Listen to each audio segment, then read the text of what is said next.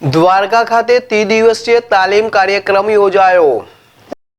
દ્વારકા જિલ્લા ICDS કર્મચારીઓની કાર્યક્ષમતા વધારવા અને જિલ્લાના બાળકોને સુપોષિત કરવા દ્વારકા ખાતે ત્રિદિવસીય તાલીમનું આયોજન કરવામાં આવ્યું હતું।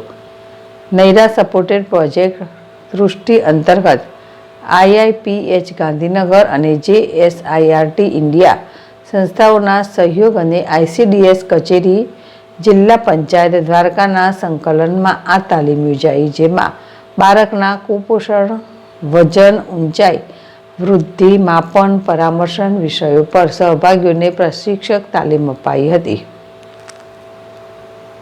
Doctor Chandresh Bhambhi, program officer ICDS જિલ્લા પંચાયત દેવભૂમિ દ્વારકા।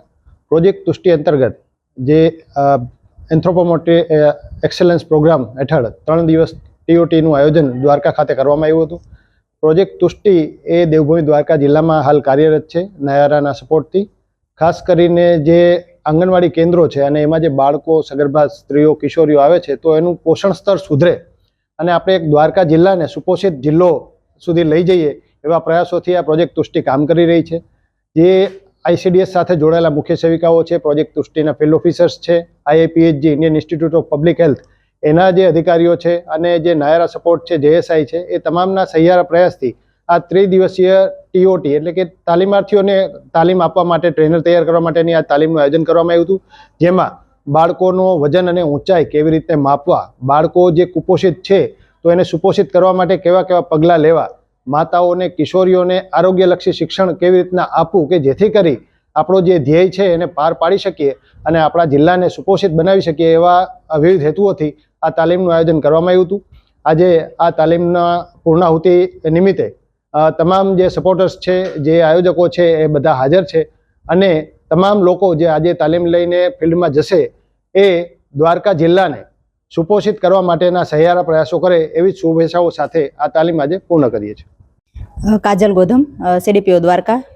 અમે આ 3 દિવસની જે તાલીમ થઈ એમાં પાર્ટિસિપેટ હતા। આ તાલીમ જે ટ્રેનરોને તૈયાર કરવા માટેની તાલીમ હતી।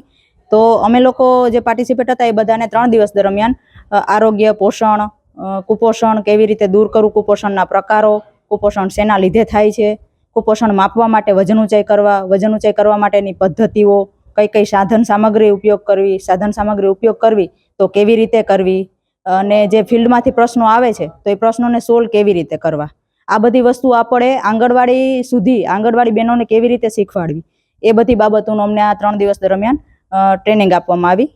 અને અમને લોકોને ખુદને એક ટ્રેનર તરીકે પ્રેક્ટિકલ કરાવેલું કે એમાં અમે ખુદ ટ્રેનર તરીકે કેવી રીતે અમારા આંગણવાડી કાર્યકર બહેનોને તાલીમ આપશું એ વિશે પણ અમને સમજ આપી।